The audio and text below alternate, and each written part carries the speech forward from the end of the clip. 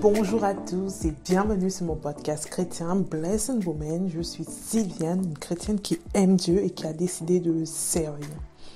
Je suis très heureuse de vous retrouver pour ce nouvel épisode dédié à la culture chrétienne et j'espère que vous allez bien. Pour ceux qui arrivent sur cette chaîne pour la première fois, l'ensemble de mes podcasts est disponible sur les plateformes Anchor, Spotify et YouTube. Très bientôt, vous pourrez également les retrouver sur mon site internet. Je vous tiendrai au courant lorsque le site sera disponible. D'ici là, n'hésitez pas à liker pour me signaler que l'épisode vous a édifié, à me laisser un commentaire pour me donner votre avis sur la thématique abordée et à partager autour de vous car vous ne savez jamais qui vous pouvez encourager à travers de simples mots. De mon côté, j'ai juste hâte de vous lire.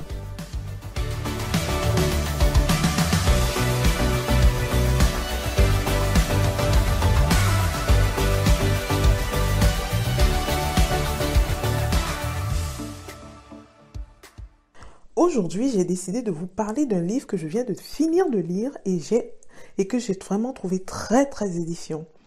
Le titre, c'est La prière qui n'échoue jamais de Ivan Castano. Alors, Ivan Castano est un pasteur assez connu, mais je sais qu'il y a des personnes qui ne le connaissent pas. Ma sœur, par exemple, elle ne le connaissait pas jusqu'à ce que je lui en parle. Donc, avant de vous en dire plus sur le contenu du livre et pourquoi je vous le recommande, je vais essayer de vous en dire un peu plus sur qui il est. Ivan Castano est le pasteur principal et le père fondateur des églises Impact Centre Chrétien, en abrégé ICC. Je pense que beaucoup le connaissent plus sur la version ICC que la version Impact Centre Chrétien. Et cette église, en fait, elle est présente dans le monde et elle rassemble, ne serait-ce que dans la francophonie, plus de 30 000 personnes en présentiel dans les cultes du dimanche et des dizaines de milliers de personnes en distanciel sur leur chaîne YouTube. Ivan Castano a vraiment plusieurs cordes à son arc, notamment celles d'auteur, de producteur, de musicien ou encore de chantre. Mais aujourd'hui, pour cet épisode, nous allons nous intéresser uniquement à sa corde d'auteur à travers son livre La prière qui n'échoue jamais, comme je vous ai mentionné tout à l'heure. Alors, de quoi parle cet ouvrage ?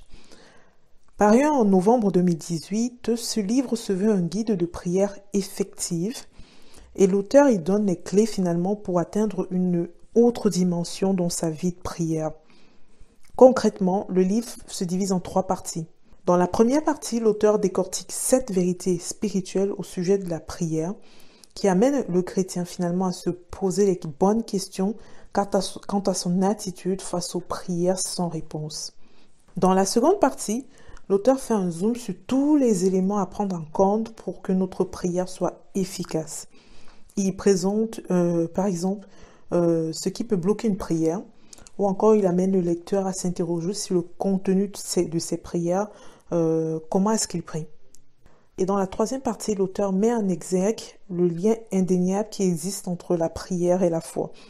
Forcément, il y a un lien entre la prière et la foi, on le sait tous, mais c'est différent la façon dont il le présente. Je vous assure, c'est différent, donc je vous invite à aller lire le livre.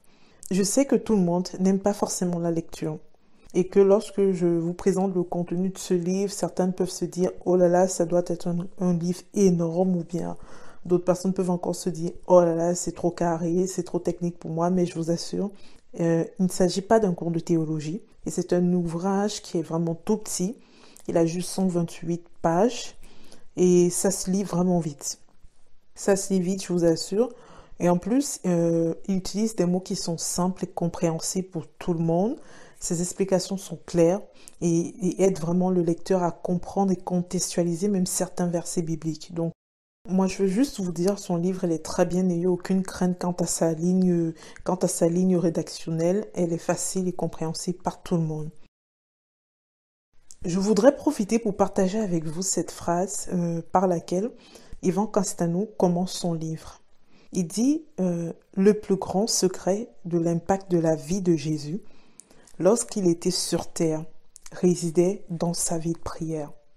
Waouh, waouh, waouh, waouh. Même si nul n'ignore la vie de prière de Jésus, du moins, tu ne peux pas ignorer la vie de prière de Jésus si tu lis ta Bible. Vous vous rappelez de mon conseil la semaine dernière, lisez vos Bibles. Bref, je m'égare, mais c'est vraiment juste pour vous dire, même si nul n'ignore la vie de prière de Jésus, personnellement, je trouve que ce rappel fait du bien. Et c'est une belle leçon de vie.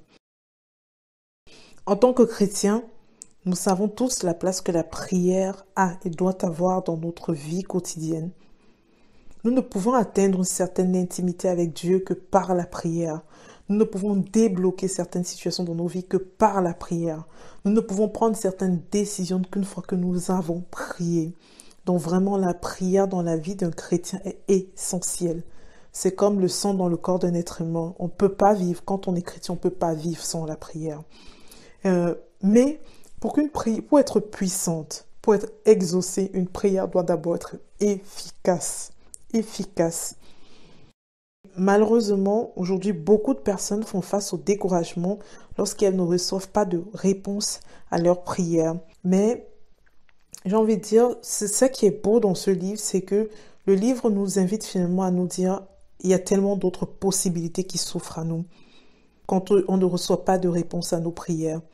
J'aime le fait que dans le livre, Yvan Castanou nous rappelle qu'une prière doit être persévérante. Car même si le malin ne peut pas annuler les promesses du Seigneur sur notre vie, il peut en retarder la manifestation et nous décourager. J'aime également le fait qu'il mette l'accent sur un aspect de la prière que beaucoup de chrétiens ignorent. Toutes les prières ne sont pas les mêmes. Il y a des sujets pour lesquels nous devons venir devant Dieu avec une attitude de réclamation. D'autres pour lesquels nous devons avoir une attitude de supplication. Et d'autres encore pour lesquels nous devons plutôt être dans une attitude de reconnaissance. Apprendre à reconnaître grâce au Saint-Esprit, quelle attitude je dois avoir lorsque je me mets en présence du Seigneur, lorsque je veux poser mes genoux au sol, lorsque je veux prier, quelle attitude, comment est-ce que je dois venir devant le Seigneur. La troisième chose que j'aime dans ce livre, et là, bon, après ça, j'arrête quand même, sinon je vais finir par vous lire tout le livre en entier. Mais la troisième chose que j'aime dans ce livre, c'est que l'auteur souligne un autre point très important, souvent ignoré par certains chrétiens, la place de la Bible dans nos prières. Beaucoup de chrétiens, quand ils veulent prier, et même la Bible nous le dit, hein, que quand on veut prier, il faut pas sortir de sa bouche de vaines paroles. Mais il y a beaucoup de personnes, lorsqu'ils veulent prier, ils vont faire leur prière, ils vont passer 1 heure, ils vont juste dire, Seigneur, je veux ça, au Seigneur, fais ça, Seigneur, fais ça. Mais s'appuyer sur la parole de Dieu lorsque l'on prie fait toute la différence. Je vous assure, ça fait toute la différence et je peux le témoigner. Entre ma vie de prière de maintenant et ma vie de prière avant que je n'ai une intimité avec le Seigneur, il y a une différence. Depuis que je prie en m'appuyant sur les versets de la Bible, il y a vraiment une différence. J'ai même envie de vous dire, la Bible compte 7487 promesses de Dieu à l'homme. Je précise bien promesses de Dieu à l'homme, pas toutes les promesses qui sont dans la Bible, juste les promesses de Dieu à l'homme. Alors, chers auditeurs, moi je veux vous inviter aujourd'hui, je veux vraiment vous inviter à saisir chacune de ces promesses et à mener vos temps de prière dans une autre dimension, Saisissez chacune de ces 7487 promesses, car elles sont des promesses que le Seigneur a faites à chacun d'entre vous. Le Seigneur ne fait pas de favoritisme. Autant il m'a fait ces 7487 promesses, autant il a fait à X, autant il a fait à Y, autant il a fait à ton frère, autant il a fait à toi, autant il a fait à ta cousine, à ton cousin. Il a fait cette promesse ces 7487 à tous ses enfants. Avant de conclure, je voudrais vous partager 3 petits plus que moi j'ai trouvé dans le livre. Le premier, c'est que tout au long de ses écrits, l'auteur mentionne des versets bibliques sur lesquels il s'appuie. Et son livre regorge de versets contextualisés et qui peuvent constituer pour le lecteur une sorte de mini-étude biblique. Ça n'enlève en rien le fait de faire des études bibliques, mais c'est vraiment intéressant de retrouver autant de versets bibliques dans son livre et des versets bibliques qui sont accompagnés finalement de textes, d'explications et qui te permettent de dire que ce verset-là, si je ne l'avais pas compris, que la façon dont il utilise, ça peut m'aider à comprendre, à voir le verset autrement. Il y a également dans le dernier chapitre, l'auteur propose des temps de prière pour 3 sujets principaux. Des temps de prière contre la maladie, des temps de prière contre les autels maléfiques qui parlent contre votre vie et des temps de prière contre les malédictions sur votre famille. C'est idéal en fait pour ceux qui vivent ces situations mais qui ne savent pas comment diriger leur prière. Ça peut vraiment juste être une base. Je vous demande pas de prendre ces prières et les réciter. Ça peut être une base. Juste vous prenez ça, vous pouvez dire oui, je commence par ça et ça me permettra moi plus tard d'orienter comment est-ce que je dois prier. Parce qu'il y a des personnes, oui, qui ont envie de prier mais ne savent pas quelle direction donner à leur prière. Ça peut vraiment juste vous inspirer. Et après, vous vous laissez conduire par le Saint-Esprit. Vous faites ce que le Saint-Esprit vous demande et prenez la direction que le Saint-Esprit demande. Je ne demande pas de prendre ces prières et de les réciter, mais vraiment prendre ces prières, vous les approprier dans un premier temps. Et après, sur la base de ces prières, vous pouvez en construire d'autres plus personnelles. Et à la fin de son ouvrage, le dernier petit plus, là, alors j'étais trop in love quand j'ai vu ça à la fin, l'auteur propose au lecteur une liste de versets bibliques regroupés par thématique pour accompagner ces différents temps de prière. Donc, si vous priez pour la faveur divine, voilà les versets bibliques sur lesquels vous pouvez vous appuyer. Si vous priez pour la guérison, voilà les versets bibliques pour lesquels vous pouvez vous appuyer. Vous priez pour le pardon des péchés, voilà les versets bibliques sur lesquels vous pouvez vous appuyer. Vraiment, c'est pas une liste exhaustive, mais c'est une belle liste déjà qui permet à tous les lecteurs de se dire, ok, voilà mon sujet de prière aujourd'hui. Je peux prendre 1, 2, 3 versets et sur ces 2, 3 versets, je fais ma prière. Vous l'aurez compris, je vous recommande vivement de lire cet ouvrage car il est très édifiant. Moi, je l'ai acheté sur Amazon, mais il se trouve également facilement sur d'autres plateformes. Donc, si c'est plus facile pour vous d'acheter sur Amazon, n'hésitez pas. Sinon, en tapant juste sur Google, Ivan Castano, la prière qui n'échoue jamais, vous trouvez toutes les autres plateformes de vente. Chers auditeurs, je voudrais conclure en vous disant ceci. Pour moi, ce livre est rempli de vérités que beaucoup de chrétiens connaissent, mais ne mettent pas toujours en pratique. Il est important de souvent se rappeler certaines choses car cela nous pousse à prendre du temps pour faire une introspection de la manière dont nous vivons notre foi. Et cette introspection, elle est nécessaire. Il ne faut jamais s'asseoir et se dire que ma vie chrétienne, ma vie de foi, elle est parfaite. Il n'y a rien à en redire. Il n'y a rien à améliorer. Elle est parfaite comme elle est. C'est important de faire cette introspection. Parce qu'un chrétien apprend tous les jours. Dieu veut nous enseigner tous les jours. Et si des fois il nous fait des piqûres de rappel sur des enseignements que nous connaissons déjà, il est nécessaire d'y prendre garde, de marquer une pause et de lui poser la question, Seigneur, qu'est-ce que je fais mal? Tu marques une pause, on peut souvent penser qu'on fait tout bien. Parce qu'on se dit, oui, forcément, j'ai une intimité avec le Seigneur quand il me parle et tout, et tout. Mais il peut y avoir des choses sur lesquelles, finalement, le Seigneur veut nous dire, pause ici, pause ici. Et si on ne prend pas le temps de faire cette introspection, si on ne prend pas le temps de se dire, ah, si le Seigneur m'interpelle, ça veut dire qu'il y a un problème quelque part, on peut manquer des bénédictions. On peut passer à côté du chemin que le Seigneur voudrait qu'on emprunte. Plein de choses, quoi.